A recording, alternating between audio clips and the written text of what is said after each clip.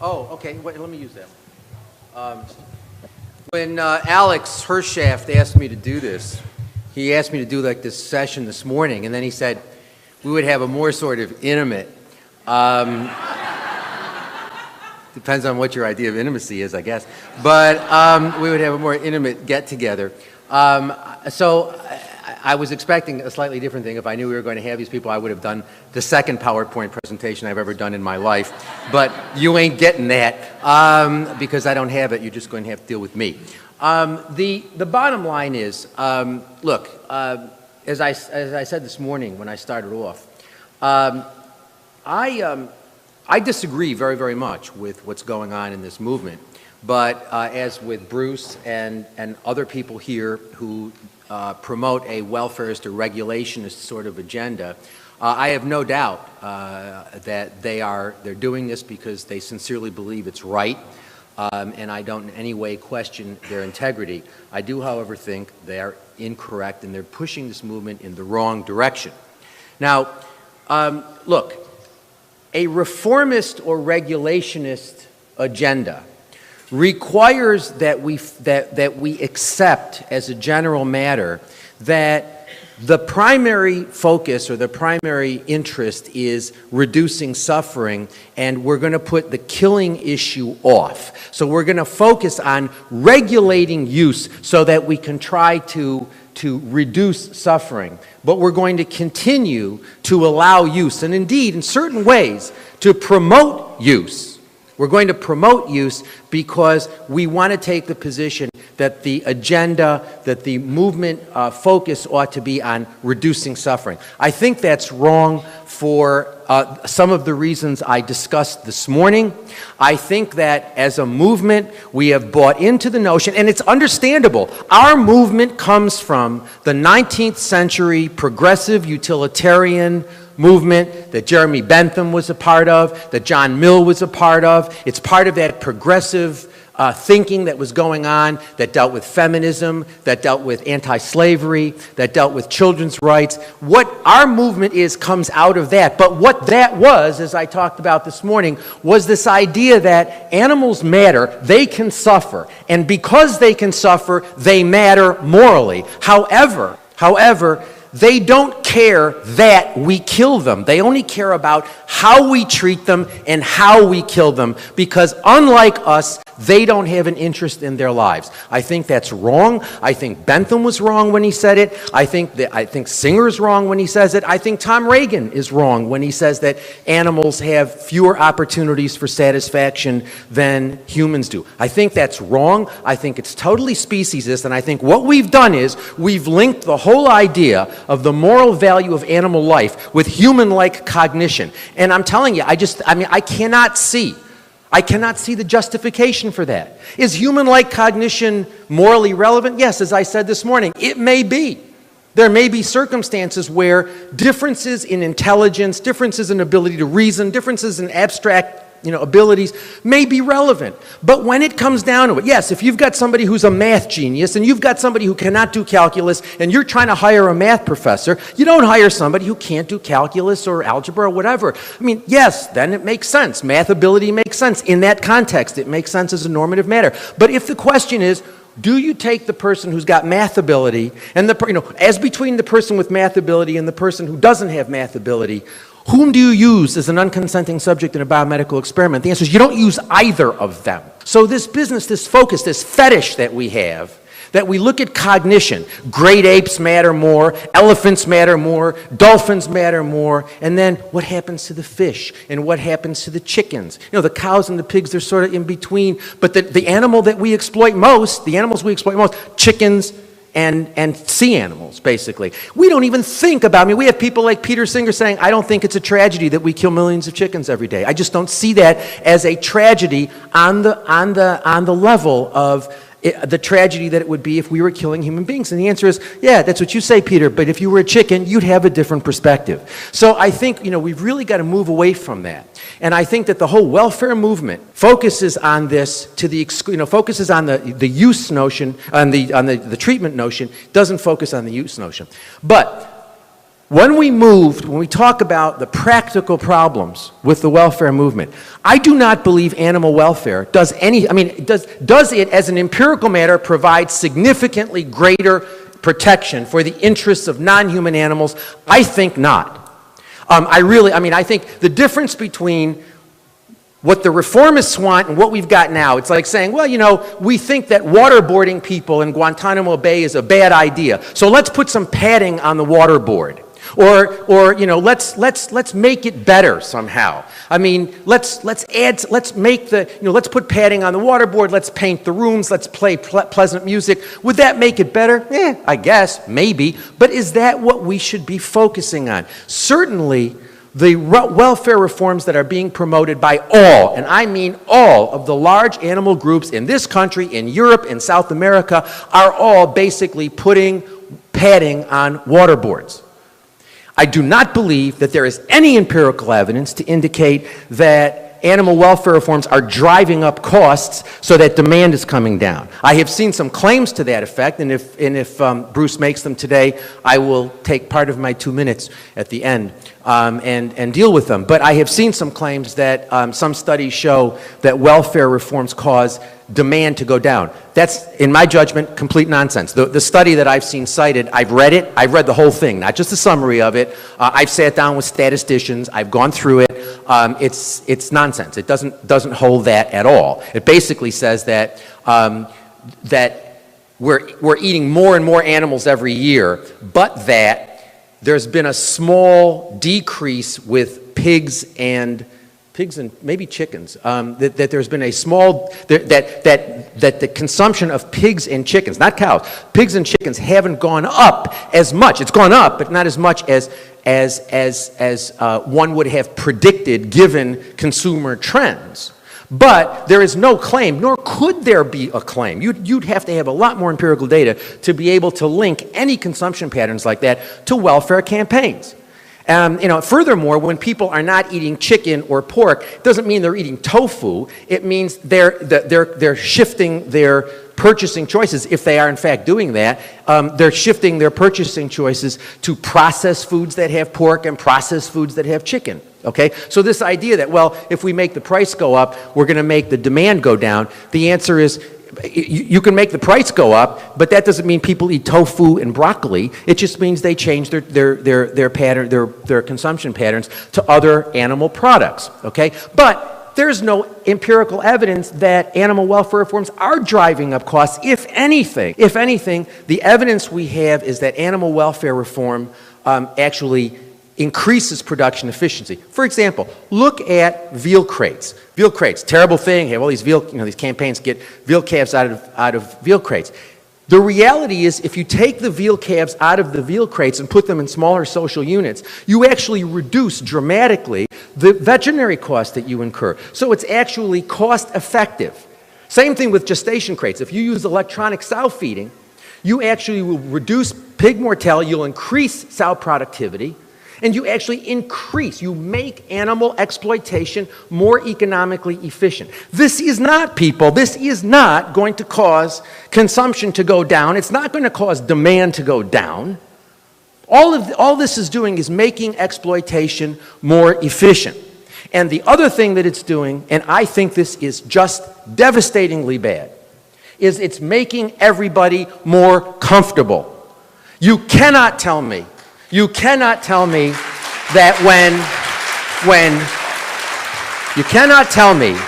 when PETA, and again, I don't mean, I have a great deal of affection for Ingrid, but the bottom line is, you cannot tell me that when PETA and Mercy for Animals and HSUS and Vegan Outreach and Compassion Over Killing and all of these organizations sign a letter expressing appreciation and support to John Mackey for his happy exploitation program at Whole Foods. They sign a letter which was on the Whole Foods website for, I think, 2 years.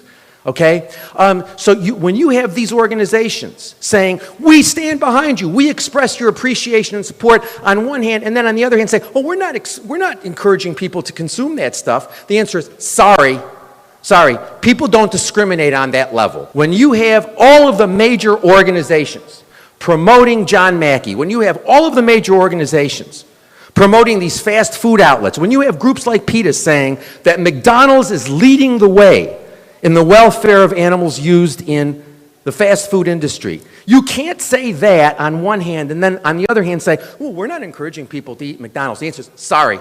When PETA says something affirmative about McDonald's or about Burger King, or all of these organizations say something good about Whole Foods, you cannot tell me that is not encouraging people. I mean, you know, one of the things that Bruce and I had an exchange on, which was ended up on my website. What is that? You're going to hit that thing, right? And what does it mean? You have another minute. I have another minute. Okay.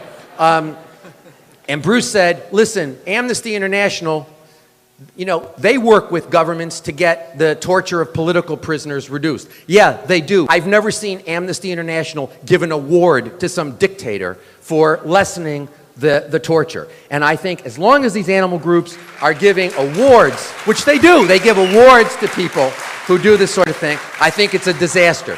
Veganism. What we need is to make veganism the moral baseline. And by the way, you don't need to do that welfare. If we had a vegan movement, if we had a strong vegan movement, the animal exploitation industries would respond with the same sorts of reforms that are being promoted by these organizations. The difference would be we wouldn't be in partnership with them anymore. We wouldn't be encouraging it anymore. That would be the difference. But you'd get those animal welfare reforms. The industry's not going to stand by and do nothing. If we had a big vegan movement, you'd probably see even more dramatic gestures from industry if they really thought the demand was going to go. Anyway, see you later.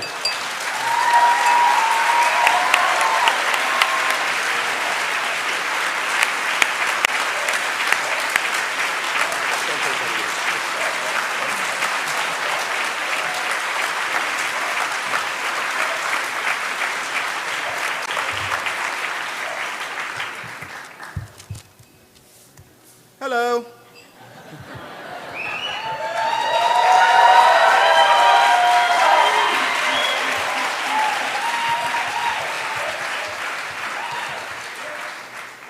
So just apropos nothing before we get started, did people hear that Bill Gates bought the Seattle Times this morning? Yeah, he buys it every morning.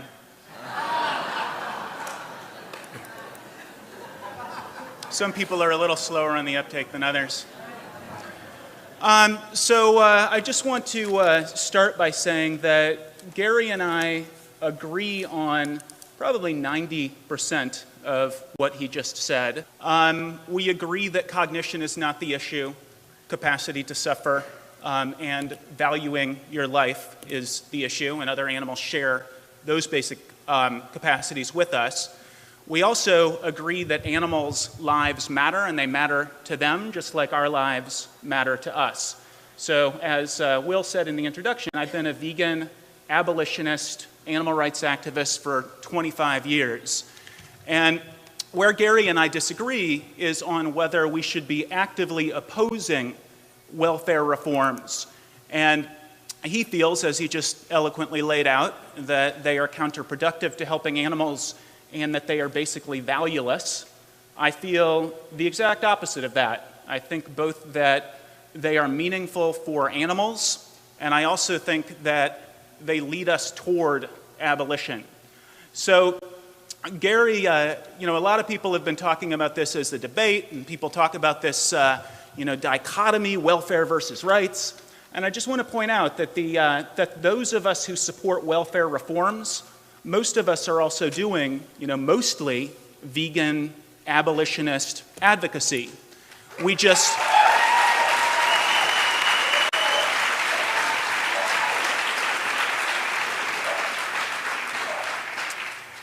also think that the welfare reforms are worth supporting, both for themselves, both because they're good for animals, and if these were human beings in these sorts of situations, we would not be opposing welfare reforms for them, and also because we think that it changes the playing field. It moves us from a society in which animals do have interests that don't have interests that matter to a society in which animals do have interests that matter, and that leads us toward a more compassionate society for all animals, and also more vegans. So we agree, veganism should be the moral baseline. At Farm Sanctuary, we spend our lives with farm animals, and we know them as individuals. We prioritize chickens, we prioritize fish, we prioritize cows and pigs, and we attempt to apply the golden rule across the species barrier. If I were this animal in a battery cage, if I were this animal in a gestation crate, if I were this animal being boiled alive, would I want people to be attempting to get me out of that crate or that cage, or to not have me boiled alive? We think asking the question basically answers it. Then the second thing that we agree on is that most vegans are going to be most effective at helping animals by advocating diet change. And that's why Mercy for Animals, Vegan Outreach, Farm Sanctuary, Compassion Over Killing, the groups that Gary thinks shouldn't be supporting the welfare reforms, spend 90 to 100% of their actual budget and time advocating veganism, as Gary supports. We just also think that the welfare reforms are worth supporting. So the question before us really, where Gary and I disagree, is whether abolitionists should oppose campaigns for improvement. And we believe that we should support them because they help animals and because they move us closer to abolition. This is Nikki, a pig in a gestation crate who is now living happily at Farm Sanctuary, who, if not for welfare reforms, would be dead, as would her babies, who are also living happily at Farm Sanctuary. Welfare reforms got her out of this cage. If you were a pig in a crate and you had the opportunity and you were not able to turn around for your entire lives, try to put yourself in Nikki's place. Try to imagine the psychological and the physical torment of not being able to turn around for your entire life. And then imagine what it would mean to you to not be forced to live in those sorts of situations. So this is crate-free, and Gary showed some photos of cage-free earlier. And oftentimes people who oppose welfare reforms point out that the welfare reforms don't save the animals, and that, for example, these pigs are still mutilated without pain relief. These pigs are still going to be crammed onto transport trucks and taken 36, 48 hours to slaughterhouses. These pigs are still going to be violently slaughtered at slaughterhouses. And all that is true.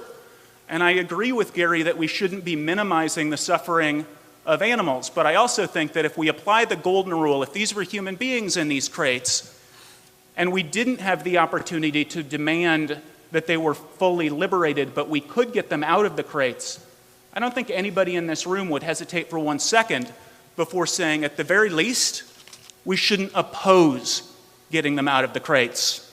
Gary mentioned that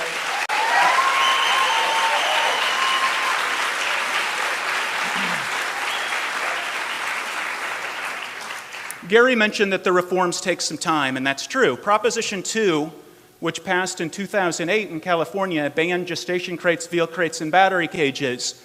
And it takes effect January 1st, 2015. It takes some time.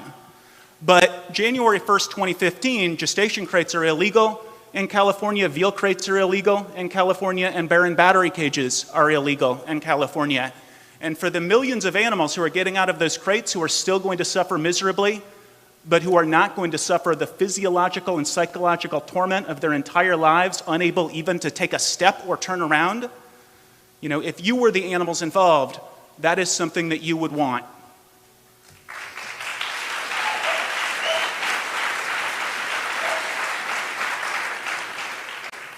Veal crate, not veal crate. Is this good conditions? No. But for the animals involved, from this to this, for their entire lives, is meaningful.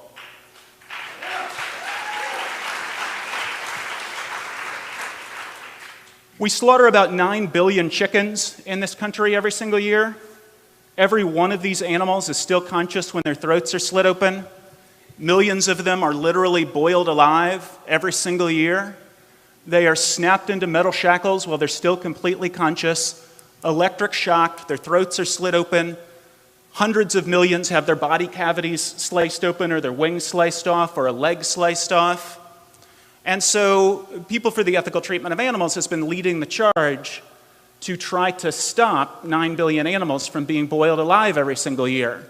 And they have been, he put up the HSUS thing earlier, but PETA has really been the lead on Compassion controlled atmosphere killing, they would still die, obviously, but if you're the animal involved, the difference between being boiled alive and not being boiled alive, when the alternative is not your freedom or being boiled alive, the alternative is being boiled alive or not being boiled alive. At the very least, it seems to me that animal rights activists don't oppose those campaigns. Even if we as individuals, the best thing for us to do is to work on veganism, which is where most of my time is put. But we don't oppose campaigns to stop animals from being boiled alive. This isn't, pads on the paddles or painting the walls or playing music. This is a significant difference for the animals involved.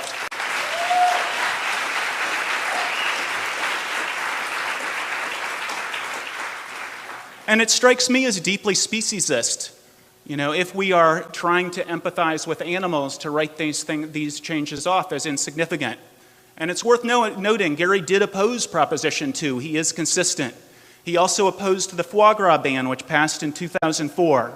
Banning foie gras, California is the only place in the world where you can't legally buy foie gras right now.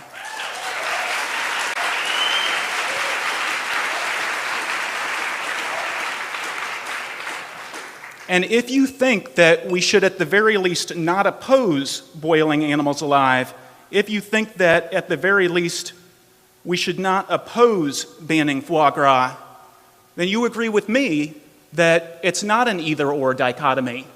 You can have both and. You can both care about the welfare of animals while they're alive and going to be killed and want them not to be killed at all. You can support, even if you don't work for, welfare reforms at the same time that you're promoting veganism, as all of the groups that he named off absolutely prove.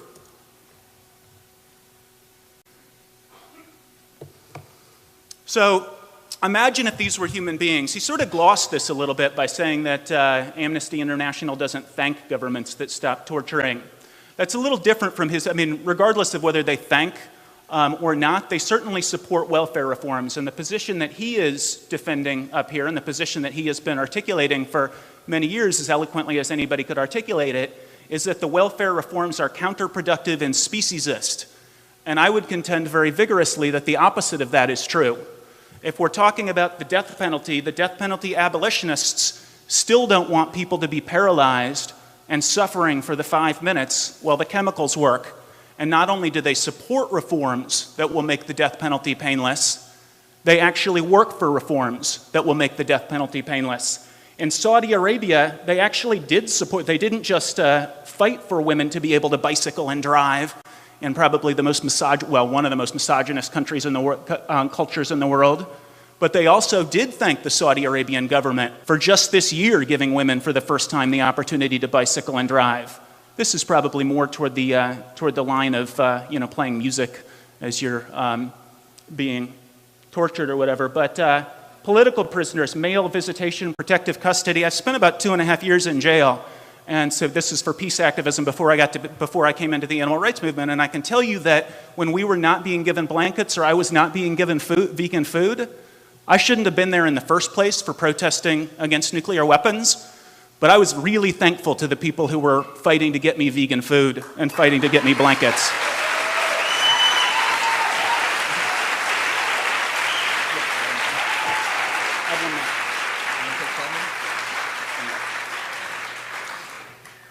One more minute. We agreed 12 minutes, and I've been timing. I'm sorry. And then the last thing I want to say is I do also think that Gary is wrong. The evidence is that a culture that says we don't care at all about chickens, we don't care at all about animal welfare, is going to be a culture where it's impossible to have conversations with people about complete liberation. There are more than 1,000 studies that detail the fact that if first you get somebody to do something small, they are far more likely than to do something big. So Gary just mischaracterizes, I don't know, I'm sure he read it, it must have been a while ago, the Kansas State study, which absolutely does show, and don't take my word for it, don't take his word for it, do go read it, but it does say that media attention to animal welfare issues has resulted in significant negative effects on U.S. meat demand, high-profile ballot initiatives like Proposition 2, decreased consumption.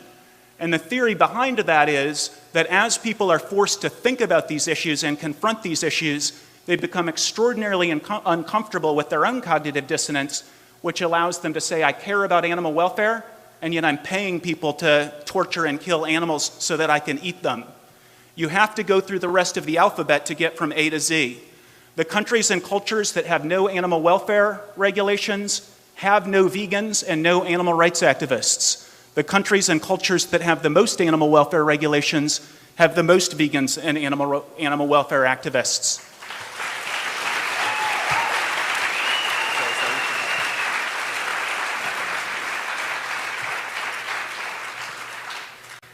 A legal brief from just a couple of months ago, actually less than a month ago, Proposition 2, which Gary opposed, could result in the virtual destruction of California's billion-dollar commercial egg industry. The abolitionist groups that support, as Gary well laid out, welfare reforms are, as he said, all of them, and we support them because they help animals and they move us closer to animal liberation. More resources. Thank you.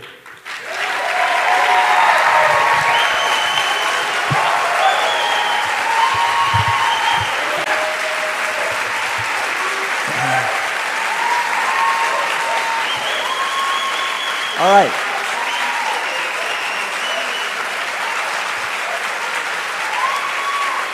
So this is now your opportunity. It's your opportunity now. We have time to come up here to the microphone and ask questions of Gary and Bruce or Bruce. And so I just want to go ahead and invite people to come on up. And obviously, when you do this, make the question very. And we also have a roaming microphone as well. Raise your hand. And make the questions brief, and we'll go ahead. We can go ahead with the first person. Hi, thanks so much for the wonderful talks. I really appreciate it. My name's Ann Bunner. I have a question for. It's not working. Oh, just stand closer. Okay. So my question is for Professor Francione. How do you reconcile veganism as a moral baseline with what we know about the psychology of persuasion and changing human behavior in terms of carrots being more effective than sticks and trying to praise movement in the right direction? Look, I spend every day of my life educating people, and what I've found is getting outside of the animal movement. It's much harder in the animal movement to talk about veganism and to talk about why welfare reform is counterproductive. When you're talking to ordinary people, they get it. So, I mean, the idea that somehow psychology means you can't be direct with people and say, I say to people all the time, large groups, and say, look, do you think animals matter at all? If you do, then you can't eat them, wear them, or use them. That's it. It's all. Now we can talk about how you can get from point A to point B. And, there are some people say, I can't go vegan right away. So I say, okay, fine. Then go vegan for, breakfast for a couple of weeks. You see that your arms and legs don't fall off. You don't go blind. Then you go vegan for lunch. But I never encourage people to eat cage-free eggs. I never encourage people to eat organic or drink organic milk or anything like that. And so I mean, the idea that we can't get people to go from point A to point Z in a much more effective way. Look, let me tell you something.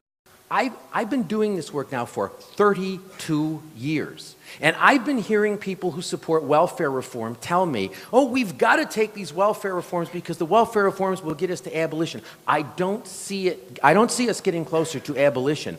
I see us getting closer to a culture that is comfortable with humane exploitation and that feels good about buying cage-free eggs and crate-free pork. And by the way, all of that stuff, my point is all of that stuff would happen anyway without the welfare reforms. That's a key point that I don't think Bruce addressed.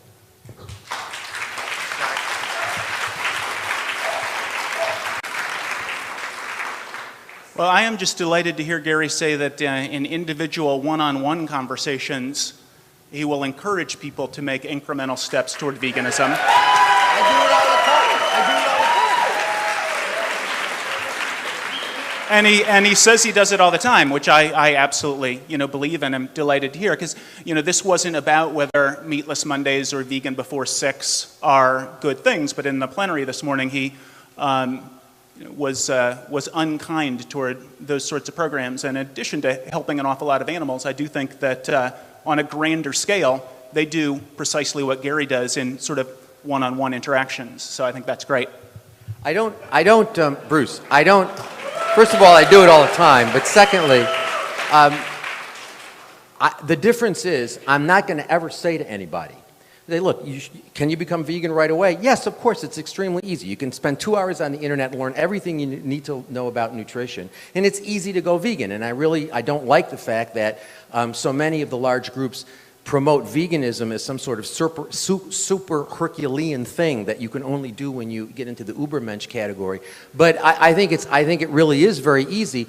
But the difference is I'm never going to tell people that exploiting animals is normatively okay. I'm never going to tell them. I'm never going to say, well, if you eat cage-free eggs, that's a good thing. I'm not going to do that because I don't believe that it's true. By the way, when you were up there speaking, I had this magazine, which I guess is put out by Mercy for Animals. It starts off with a picture of a chicken saying, chickens solve math problems. Well, who cares whether chickens solve math problems? I mean, why should whether or not we eat chickens depend on whether they solve math problems? I mean, if you want to learn algebra from a chicken, great.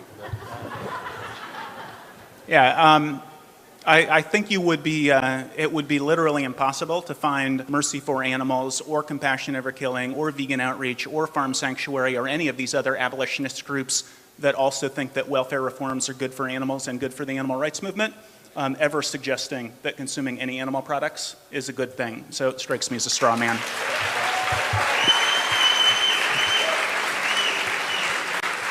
But when Mercy for Animals and Farm Sanctuary and PETA sign a letter expressing appreciation and support to John Mackey for his pioneering happy exploitation efforts, have that on the Whole Foods site, okay, and have Whole Foods advertising that all of these groups promote their happy exploitation campaign, you don't need to say anything. You really don't.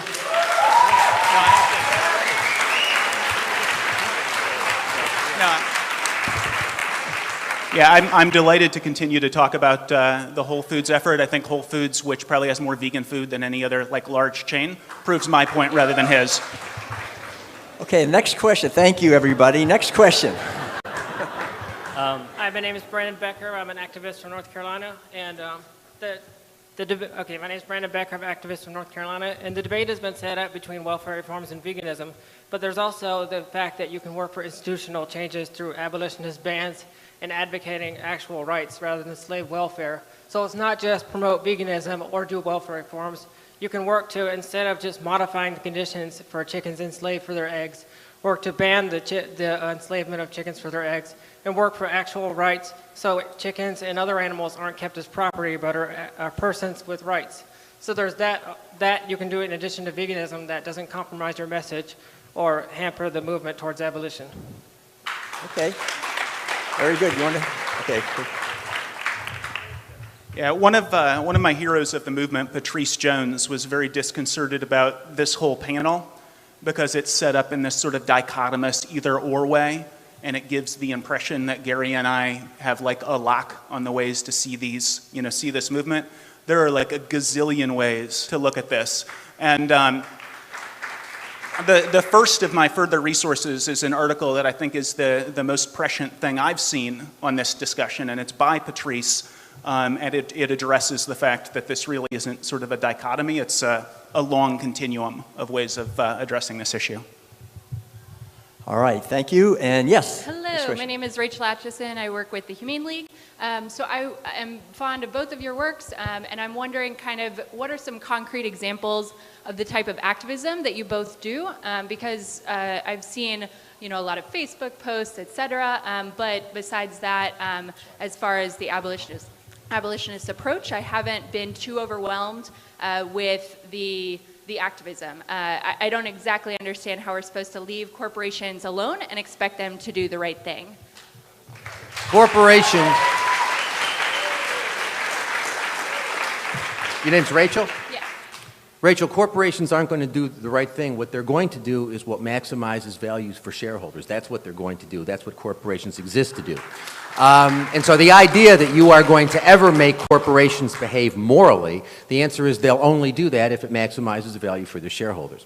As far as what abolitionists do, and you say you see a lot of Facebook posts, and you said that in a somewhat derogatory way, but let me say, I'm the most untechnical guy in the world. I just did my first PowerPoint presentation this morning.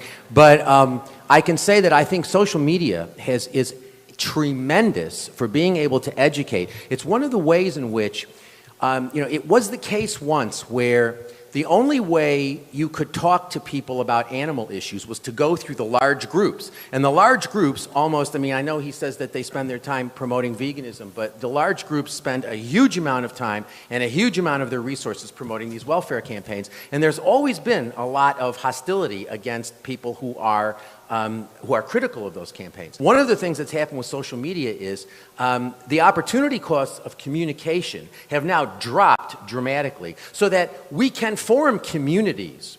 We can communicate with each other. We don't need the large groups anymore, number one. Number two, if you think about what we have done in, I would say, the past 6 or 7 years in terms of grassroots groups forming in countries all around the world that are promoting veganism as a moral baseline, and we haven't done it with the how many hundreds of millions of dollars that the large organizations have. HSUS sits on top of what? $250 million. PETA takes in what? 30, 40, 50 million dollars. I don't know what Farm Sanctuary takes in. All of that money, we don't have any of it. And what we've done in 5 or 6 or 7 years in terms of getting people focused on the idea that veganism is the moral baseline, I'm proud of that. And can you elaborate on how? They do it in all sorts of different ways. I was in Spain, for example, and I saw there were groups in Spain that were going to on market days, and they were setting up, and they had vegan literature, and they had samples of vegan food because people think that vegans eat styrofoam or whatever, and that they don't, and people have samples of vegan food. But they engage people because, you see, I really do think, to me, Michael Vick is the gift that keeps on giving. Because Michael Vick, everybody hates Michael Vick. Because why? Because he engaged in the exploitation of animals, and the best justification he had was that it brought him pleasure. I would suggest that's the only justification we have for eating animal products. And I think when I talk to 300 people, 300 kids in a college, and I discuss Michael Vick with them, and I get 60 people writing to me saying, "You've got me thinking, I'm going vegan." My view is bang for bang, buck for buck, they get a big bang from that. I'll keep doing it. And Bruce, your examples of activism? Sorry to drag this cord over you, Gary. Yeah. All of the groups that Gary disclaims do tremendous vegan abolitionist advocacy. Farm Sanctuary produced a video last year called What Came Before, which introduces you to 3 of Farm Sanctuary's residents and then goes through what happens to farm animals, the fact that they're individuals with personalities who, for the same reason you wouldn't eat a dog or a cat, shouldn't be eating a chicken or a fish or a pig. It does have fish information in there as well. More than 1 million people have seen it in the last 10 months. We also have a leaflet called Something Better that about 600,000 people have passed out. If you look at Farm Sanctuary's website, or Mercy for Animals, or Compassion Over Killing, or Vegan Outreach, you'll see that the vast majority of what all of these groups do is abolitionist. Then I personally, in addition to working for Farm Sanctuary, my wife and I have, I think, about 50 vegan starter kit stands around Washington, D.C. So if you saw one of the vegan starter kit stands, those are the stands that we manage, which, again, are also abolitionist. Thank you for that question. I'd like to go to over here to this side of the room. Thank you. Great talk. I agree with the idea that change happens incrementally, as supported by the studies that you put up there, and as supported by anecdotal evidence that I'm sure we all have experienced ourselves. At the same time, I'm concerned, and I agree with Gary, that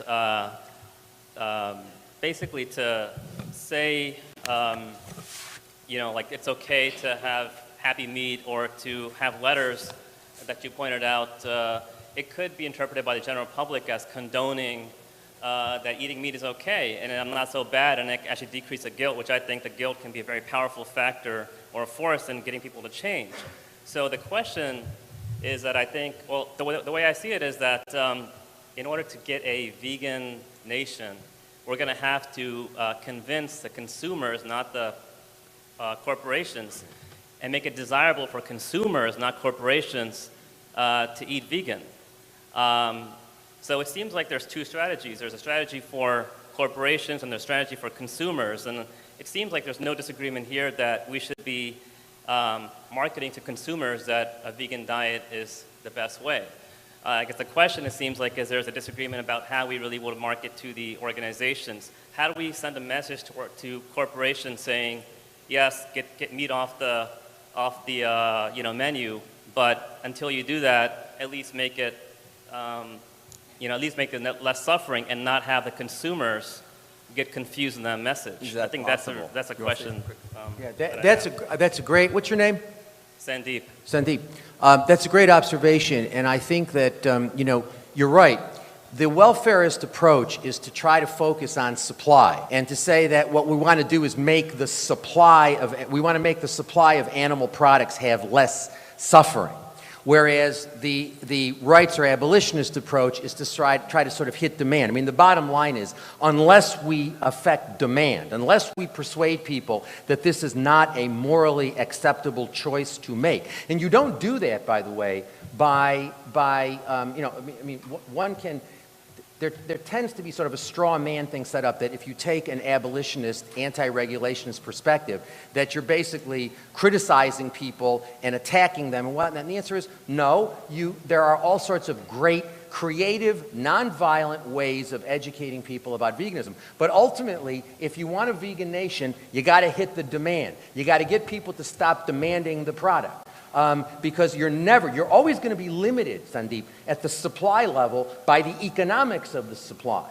You can have Proposition 2, and again, Bruce's characterization of my position on Proposition 2 was, and I understand why he's doing that for this purposes, this was somewhat simplistic. My point is, it really doesn't matter what you do in California, because if there's a demand for the lower welfare products, they'll come in from New Mexico, from Arizona, from Oregon, etc. So it doesn't really matter in the end. Which is why, by the way, they're trying to get legislation which is going to stop, which is going to, if there's a national egg standard, which HSUS is now promoting and some of these other groups, I think like Farm Sanctuary, are supporting it, that it will be a national standard and every state will have to abide by it. They realize that that's what they've got to do to make even the small improvement of the enriched cage be viable as a national strategy. I mean, this is so little. It's so little. And again, it's a zero-sum game. Every minute of time we take, every cent of resources that we spend on promoting people, or on advising people or encouraging people to eat happy this and happy that, is a minute of time less and a cent of time less and a cent of resource less that we use to persuade people that veganism is the only rational response to animal exploitation.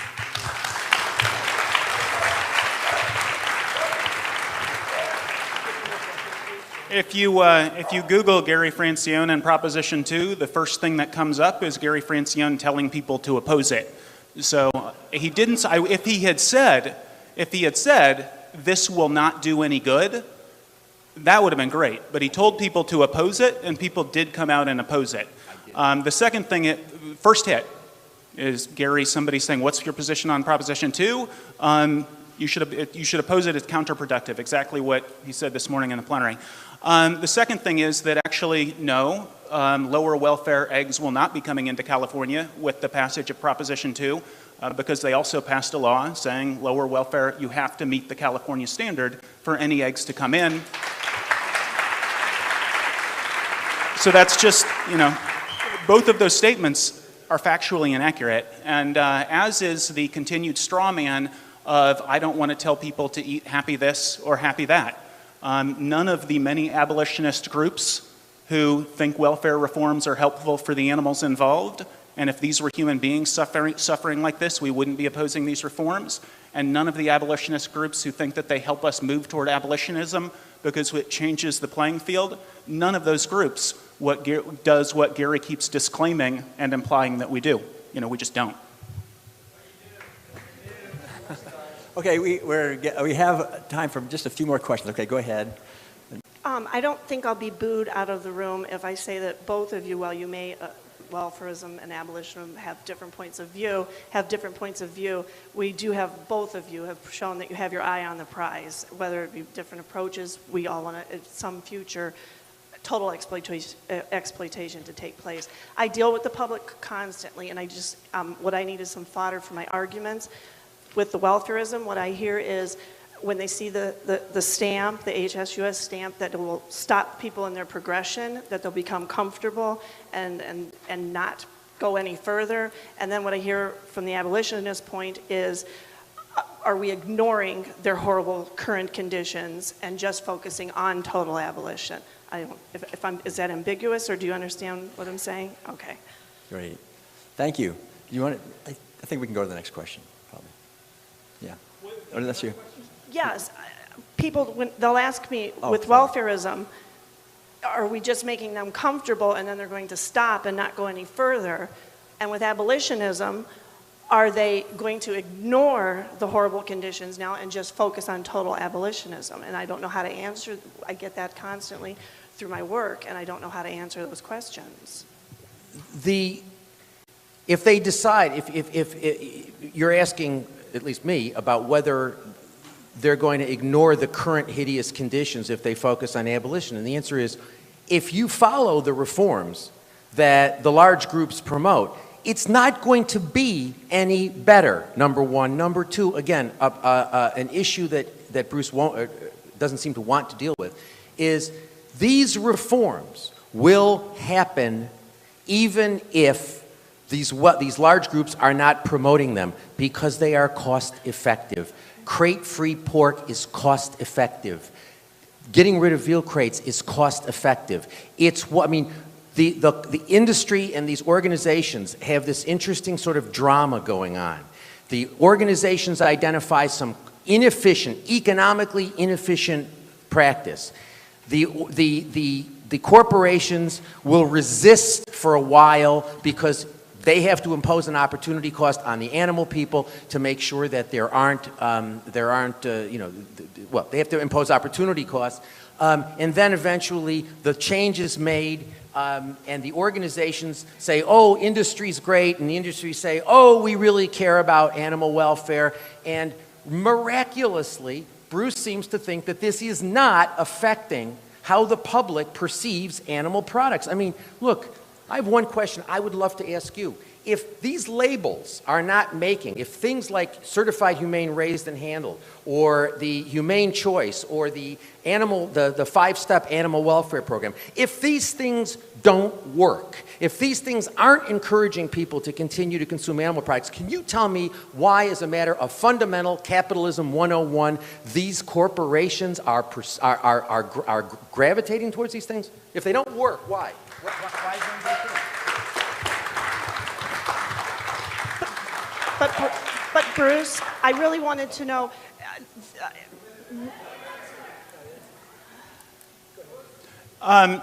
So the articles that I list there go into the psychology of this issue in detail. I wish I shared Gary's confidence that all of the meat eaters were just waiting for welfare, like they would otherwise go vegan if not for the welfare reforms.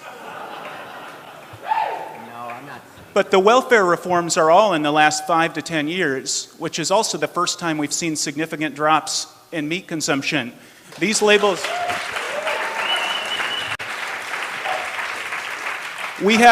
So as probably most people in this room know, the Animal Welfare Act exempts farm animals altogether. The Humane Slaughter Act exempts birds, who are 98.5% of slaughtered animals. So we have not had any welfare reforms for farm animals until a decade ago. It was the very first one, was Florida with their gestation crate ban.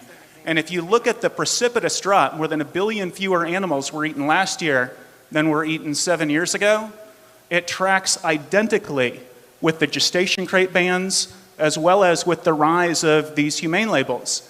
Now, I also recoil at the humane labels. The idea of certified humane on an animal corpse is revolting, and it's wrong. And I would never suggest that somebody look for it, and I would never suggest that somebody buy it. But the psychology is absolutely overwhelming that the people who go from eating the worst abused animals to animals with the certified humane or American humane or whatever else on the package, they weren't going to otherwise go vegan. They're supporting less abuse rather than more abuse. And now that they've done something, we have more than 1,000 psychological studies that say that the consistency principle can kick in, and it will be far easier to talk to them about veganism. Now that they've said, I've made a decision on behalf of chickens, and then we say, well, why did you do that? You know, they, in order to be consistent, have to stop paying people to slice chickens' throats open.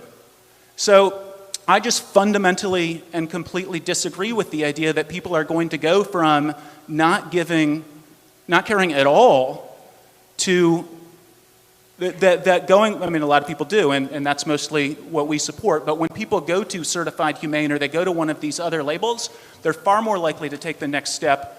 And it wasn't they were otherwise going to go vegan, it's they are now far more likely to go vegan. Okay, so this, I guess, unfortunately, we pardon me? In the back? No, not that one. Oh, I see. Come on. You were over there, now you're over here. Okay, go ahead. We'll have one more. We'll wait. Working now? Thank you. Okay, go ahead. Great. I had a question I wanted to direct to Bruce. So you mentioned earlier in the University of Kansas study done by some agricultural economists, you didn't mention this point, but they found that the number of farm animals that would have suffered in the past 10 years, were it not for media attention to animal welfare issues, be it legislation or other animal welfare issues, that there would have been 10 billion additional animals that would have suffered and been killed in these farms over the past 10 years, if not for these welfare advances. So along those lines, here's my question to you. I guess point that I would love your thoughts on. There's a great organization, they're not tabling this weekend, but they're called Humane Research Council, that like those agricultural economists, they say, rather than look at this as a philosophical question, let's just look at the data of, what happens and what causes it. And they had a really interesting study they conducted a few years ago that, among other things, found that those who eat, so-called humane meat, or what they believe to be humane meat, free-range eggs, cage-free eggs, so on and so forth, the people who eat, quote-unquote, humane meat are more likely to go vegetarian or go vegan than the rest of the public. This would seem to contradict a lot of what we've heard from Mr. Francione, but I would love to hear your thoughts on those points. Well, yeah, I mean, I think that's absolutely true and more eloquently stated than my attempt to say basically the same thing a moment ago. But if people want to email for the articles, don't take Gary's word for it. Don't take my word for it. The Kansas State study is extraordinarily eloquent. I mean, extraordinarily well done. It's peer-reviewed, and it explains. Certainly, it was convincing to me that the welfare reforms move us toward fewer animals being consumed at all. And we've only in the last 5 or 6 years seen farm animal welfare put onto people's moral map. And we've also only seen a decrease, of 1 billion animals a year, a decrease in animal consumption over these last 5 or 6 years. And there are many articles written on this issue. I've never seen one written in the other direction. When that study came out in 2010, Gary said, this is a crap study, and I'm going to be publishing something explaining why it's a crap study, and we just had a quick exchange.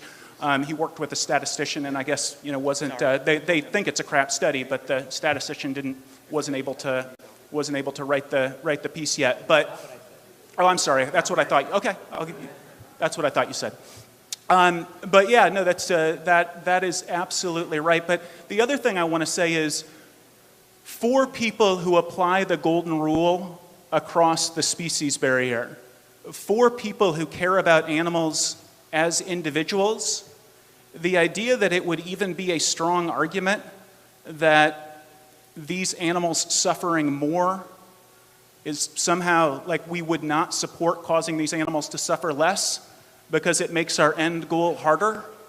I can't even begin to imagine anybody in any human rights movement making that sort of an argument. It strikes me as deeply speciesist.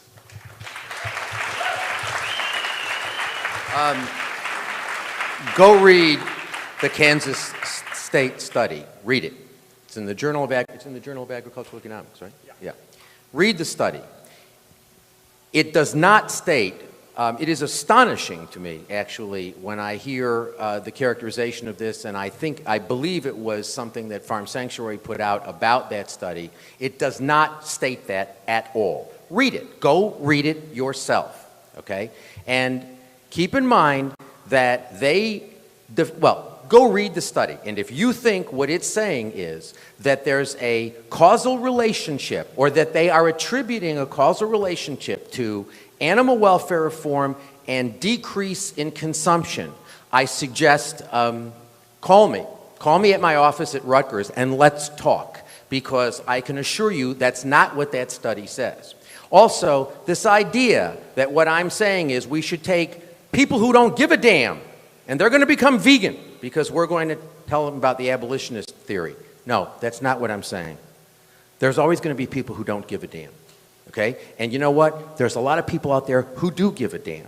And what I'm concerned about is we're talking to people who do give a damn, and we're giving them a moral pass. We're sort of putting an imprimatur of the animal organizations and saying, you can discharge your moral obligations by eating cage-free eggs, or eating happy meat, or drinking organic milk. We're giving them a moral pass. It's not the people who don't care I'm concerned about. You know what? The people who don't care are never going to buy that stuff. Just think about it for a second, common sense. If you don't really care, then why are you going to buy cage-free eggs? By definition, you don't care. So if you don't care, you don't care. What I'm concerned about is the people who do care, the people who do get angry at Michael Vick, the people who do have companion animals that they regard as members of their family. Those people care. And I think we're making a very, very serious mistake by letting them off the hook and saying to them, you can discharge your obligations to non-human animals by eating happy. You can go to Whole Foods. I really think that's a very, very, very, very bad idea. And I also want to say this business that these groups have been, the past 5 years, and now these groups are sort of changing the world. The bottom line, people, look at history. I realize that, the age in which we live in, people don't take a look at what's happened beyond last week. But you know what? We've had animal welfare reform now, at some periods of time, very strong, for 200 years. We're exploiting more animals in more horrific ways than at any point in human history. If you think this is working, I respectfully disagree.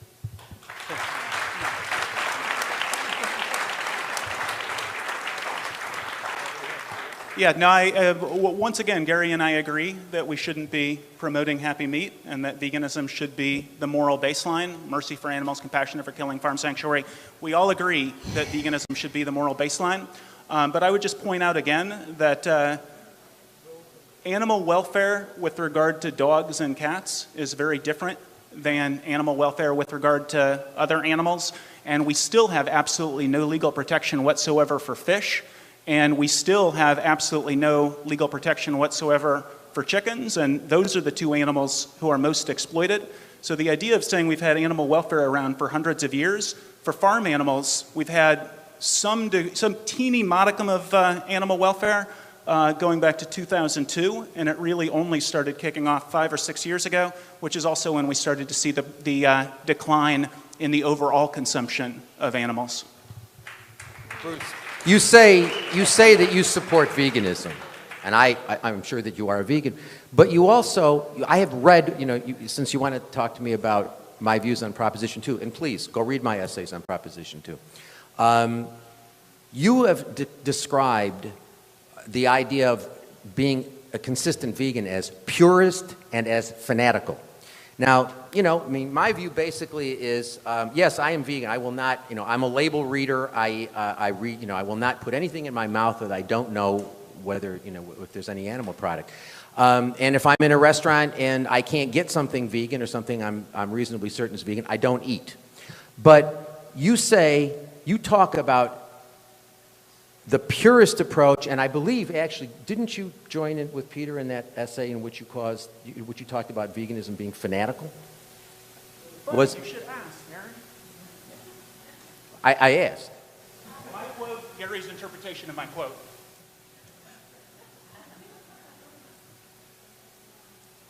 No, that's not the quote I'm talking about. That's not the quote I'm talking about. So Gary brought up this quote in our back and forth, which you can go to his website, Abolitionist Online.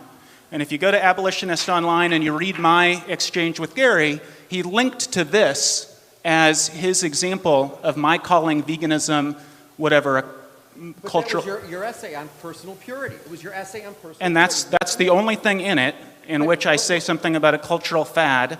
And veganism shouldn't just be about us. Veganism should be about helping animals. And if we turn veganism into this personal level 5 purity vegan, test, and it's, all about this, I'm more vegan than you're vegan, that's the essay, and I encourage you to read the essay. I stand by everything that I said. But Gary links to the essay, and he characterizes it in exactly the way he just characterized it. And this is the quote. I think it's pretty mischaracterized.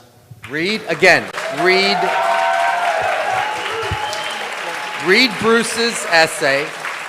Read his essay, and I think it's Go Veg, isn't it? Is it Go Veg? You've got it's linked. Yeah, it's linked. I linked to the actual essay. Read his essay and what he says about personal purity and the approach that he takes. I mean, my view is basically, look, I object to all sorts of things. I'm a purist or an absolutist when it comes to child pornography. I mean, it's not just a little bit, or it's a matter of it's wrong, it's excluded. This idea that we should not treat veganism the same way. This idea that, well, I believe the example he gave. I don't have the essay in front of me, but I believe the example he gave is what happens if you're in a restaurant and somebody brings you the food and there's some animal product in the food. Just announce that other session that started going on just so people know. Sure. I'm sorry, real fast. I just want to let everyone know there's two kind of guerrilla sessions going on right now. Guerrilla as in EU, not OR. One of them is in Birch Room. It's about gender relations in our movement, and it's already started 10 minutes ago. Birch is down. Yeah, it's the one about sexual abuse in the movement. So anybody who's interested in, this topic, that please come down, and it's going to be a sort of a private session. Well, a safe discussion. It's a safe space, basically. It's down the hall past Arbors in Birch Room. Also, right across the hall in Beach Room, there's a session about the activities going on in Latin America and in Mexico by vegan abolitionists. So those are going on, and we're going to have to end this by 2 so that we can turn this room back into a session room. And one other quick announcement. The lady who found a blue bag with someone's personal effects, please bring it to the front. The lady's waiting for it right here. All right.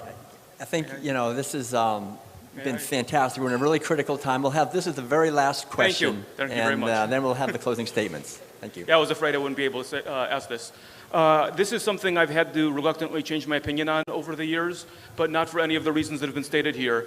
When people watch all the factory farming videos, the first question they immediately ask is, are these isolated incidents or is this the standard industry practice? And the message that's being sent by all the welfare campaigns, unfortunately, is that these are isolated incidents, isolated to a specific practice or isolated to a specific company, when nothing can be further from the truth. There are many people who reject the animal rights philosophy, but when you explain to them that in order to find meat from the types of places that you find are ethically acceptable would require far more effort than going vegan, many people will do precisely that, or very close to it. There's even many hunters who will still eat the animals they kill themselves, but they absolutely refuse to buy any meat from any store, grocery store, any restaurant, on the grounds that they refuse to eat animals that unless they can be guaranteed that they were not tortured. Yet all those humane labels are guaranteeing that very thing when nothing could be further from the truth. The problem is not just that we're telling people that it's okay to eat happy meat. We're telling people it's okay to eat factory farm meat. We're not just condoning eating animals in principle. We're advocating that it's okay to torture them too. We are not elevating them to the next level, we're actually sinking far below the social norms that have existed in our society since long before the dawn of recorded civilization. The thing you're putting the "this is acceptable" label, that would have been condemned by every major religion, for the past 1,000 years. Thank you. All right. You want to I think we can have the closing. Just real quick, veganism is not a diet. It's the idea in life and way of living that animals are not ours to use for any purpose, not just diet. Please stop referring to it as a diet, both of you, and everyone else in this room. Thank you. Good point. Very good point. I understand what you're saying, but the reality is, as long as we're eating them, nothing else changes, and once we stop eating them, everything changes. Have you ever met anybody have you ever met anybody, I'm asking this sincerely, have you ever met anybody who started off who got the idea, who got it, without changing diet? I agree with you. Veganism means not eating, wearing, or using animals. I agree with you. That's how I try. But to say that there's no such thing as a vegan diet is simply wrong. If that were true, then it would make no sense to go into a restaurant and say, do you have vegan food? No, I'm with you. All I'm saying is, until we get people to focus on what they stick in their mouth 3 times a day, we're never going to really, once you get them to adopt a vegan diet, everything changes. Until you get them to adopt a vegan diet, nothing changes.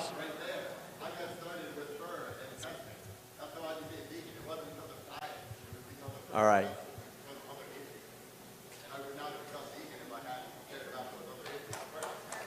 Okay.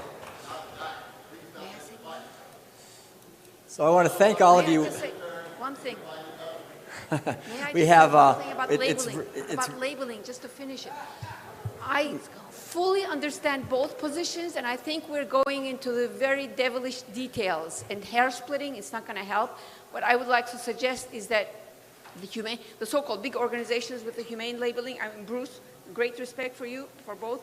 If you just agreed on one thing, that the names of these organizations are not going to be mentioned on the labels, let the corporations do whatever they want, what the hell they want. It shouldn't be our business to manage their business policies. They have enough professionals doing that. We should concentrate on our message and forget about what the hell they're doing. Okay. All right, thank you. And we're going to now, this is really obviously a critical issue, and we'll have the closing statements by the 2 wonderful people we have here. So remind me who goes, let's see. Yeah, right, that's right. Bruce and then Gary. Yeah, Bruce is first. This was fun. Wasn't this fun?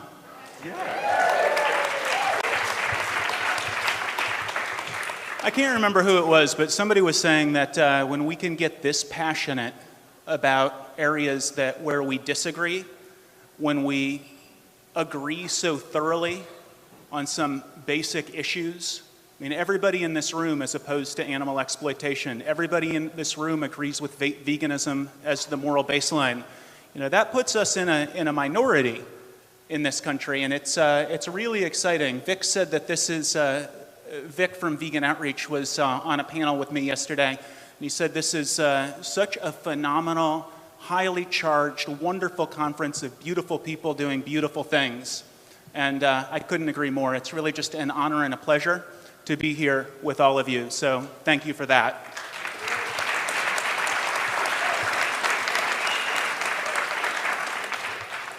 I also just want to say again that there are just a wide variety of ways of looking at this issue. And it is not the case that Gary and I encapsulate, every possible perspective on the issue of abolitionism or on the issue of welfare. Where we do disagree is that I think that the welfare reforms, they help the individual animals involved, and if we were those animals, we would want both the welfare reforms and the abolitionist campaigns. And I also think that B, as we change society to cause them to care more about farm animals and to codify that some of the worst abuses are not okay, that changes the playing field, and it leads to more vegans, and it leads to more animal liberation. If you were a chicken, one of the 9 billion chickens this year who's going to be fully conscious when your throat is slit open, or one of the hundreds of millions who are boiled alive, or if you were a pig in a gestation crate, or a hen in a cage, or a foie gras duck, you would want people who were not making some sort of calculation about whether it would make Americans feel better about eating meat. We would never use human beings as pawns in this same way, where we say, I am going to oppose getting hens out of cages or banning foie gras because that's going to make Americans feel comfortable eating meat. There is no situation in which a human rights activist would say, no, I'm going to oppose that reform because it's going to somehow codify the overall suffering or abuse. For the simple reasons that we care about animals as individuals, we should be, at the very least, not opposing and really supporting efforts to get rid of the worst abuses. And we really have to characterize the abuses as listening to music or painting the walls, rather than the very real decrease in suffering that they represent, in order to try to disparage them. And then secondly, this one is hard to sum up when you're given 12 minutes and 2 minutes, but I do recommend to you the articles that I'm going to put up after this slide, because they go a lot more in depth into the psychology that justifies Matt Ball's quote from Vegan Outreach. And it's worth noting, Matt puts 100% of his effort into vegan abolitionist campaigns, and Vegan Outreach puts 100% of their efforts into abolitionist vegan campaigns. But they also support the welfare campaigns in theory, and we'll post something on their website. And that's because the evidence, when you look at it, shows that reforms draw attention of non-vegetarians to the issue, persuading many to reconsider their ethics and actions. Animal groups then use these victories to gain visibility and to push for further reforms. In this way, welfare measures are a slippery slope toward abolition, not away from it. And again, I would encourage you, look at the countries that have absolutely no welfare reforms at all, and there's no animal rights movement and no vegans. Look at the countries. Well, even if it's wrong, it's not a lie. This is my Barack Obama moment where, was it Steve King who screamed liar? So this is, well, but I mean, see, this is one of the things that Patrice was so concerned about, this idea that we have to scream at one another and challenge one another's, honesty and integrity. I really appreciated that Gary got up and said, I don't challenge Bruce's integrity. I don't think he's making things up. I don't think he's lying. I think he's wrong.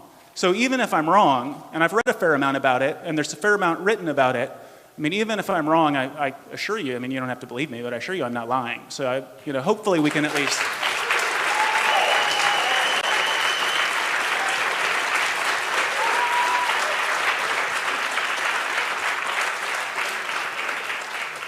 The groups that support these welfare reforms are doing it for the right reasons. They're doing it because they've looked at all of the evidence that exists, they've fully considered the evidence, they've fully considered the arguments, and they think that it helps the animals involved to support the welfare reforms, and it moves us closer toward abolition and converts more people to veganism. And that's why we, disagree with Gary and think that at the very least, even if all of your activism is veganism, at the very least, don't oppose the welfare reforms. They're good for animals and good for liberation. Thank you.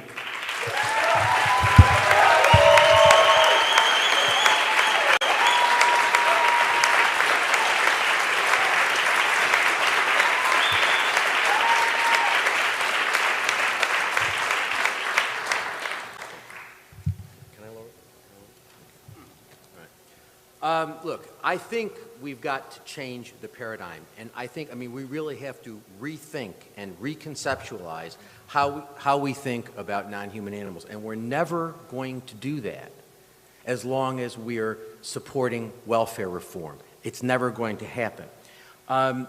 Bruce talks about And I have a lot of affection for Bruce. I mean, actually, unfortunately, he's one of the very few people in the movement who has been involved in human rights issues before, and I respect that. I mean, he has a progressive position, and I respect that. But I think he's just dead wrong on this. This idea that, well, the issue is not do we promote them, but should we not oppose them? The answer is, who's promoting them? I mean, it's not that it's these large organizations are promoting these things. They're not just falling out of the sky, and then I say, well, we should oppose them. I mean, no, it's the organizations are going out and doing huge amounts of fundraising, collecting huge amounts of money, which they're using on these welfare reform campaigns. So it's not just a question of, well, do we just not oppose them? It's a question of, no, should we promote them? Should you support them? Should you be giving money to organizations that promote these things? That's the fundamental question. This idea, he says, well, but we've got to do this because animals, what about the animals suffering now? I've been hearing about the animals suffering now for a long time, and I'm telling you, the realities, again, look at the economics of it. These things are going to happen anyway. So when he says, if you're one of the 9 billion chickens that's going to have his or her throat cut, the answer is, you know what?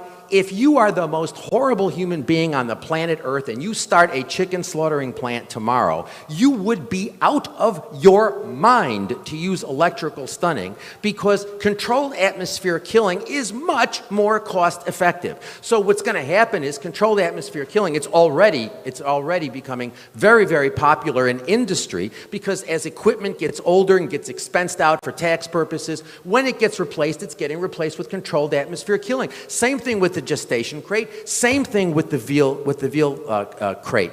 He talks about foie gras. All right, great. Yes, I did. I thought that was an idiotic campaign. I still believe it's an idiotic campaign. I don't believe there is any difference between foie gras and any of the other animal products that we eat.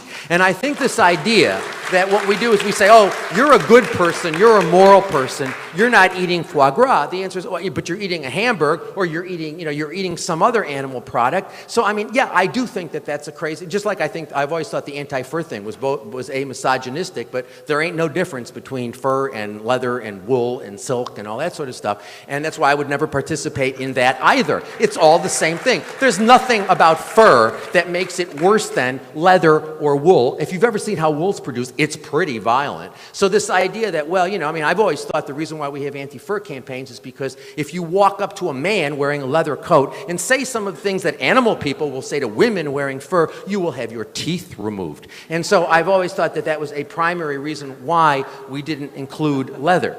I really think, in the end, this is not about whether or not we oppose something. It's a question of whether we support it. Are we going to support welfare reform? It is my view that welfare reform is good, that the welfare reforms that they're encouraging will happen anyway. And if we had a vision of nonviolence, of animal rights, and we objected to animal use and didn't participate in any of this happy exploitation, and we had a movement that was built around veganism, you think industry's just going to sit there and say, we ain't going to do anything, we're going to let them continue to suffer? No. What they're going to do is engage in the cost-effective reforms that they're engaging in now, because it's economically good for them to do. We're going to have exactly the same situation. The difference is going to be, we're not going to have animal groups telling the public that John Mackey's doing a great job with his animal compassionate program. We're not going to have animal people saying McDonald's is leading the way in animal welfare. We're not going to have people putting an imprimatur, a stamp of approval on animal exploitation. We're not going to have those partnerships. But if you think that we're not going to have the reforms, we'll have them. We'll have the I think, relatively minor reforms that, the difference between cage-free eggs and conventional battery eggs is that the animals are in a larger cage. That's all. A cage-free situation is torture. And the idea that we have animal people promoting cage-free eggs is just, in my judgment, tragic. Again, remember, and one thing I want to leave you with, and that is this. We've all got limited time. We've all got limited resources. So you got to make a decision. Like, let's assume that this afternoon's your last afternoon on Earth. Do you want to spend it talking to a bunch of people about eating cage-free eggs, or do you want to spend it talking to people about why they shouldn't be eating animal products at all? In both cases, you're not going to convert everybody, okay? But what message do you want to send out? My view is if you believe in animal rights, you never, ever, ever, ever send out the message that animal exploitation can ever be morally acceptable. Peace. Thank you very much. All right, let's give a hand to Bruce and Gary.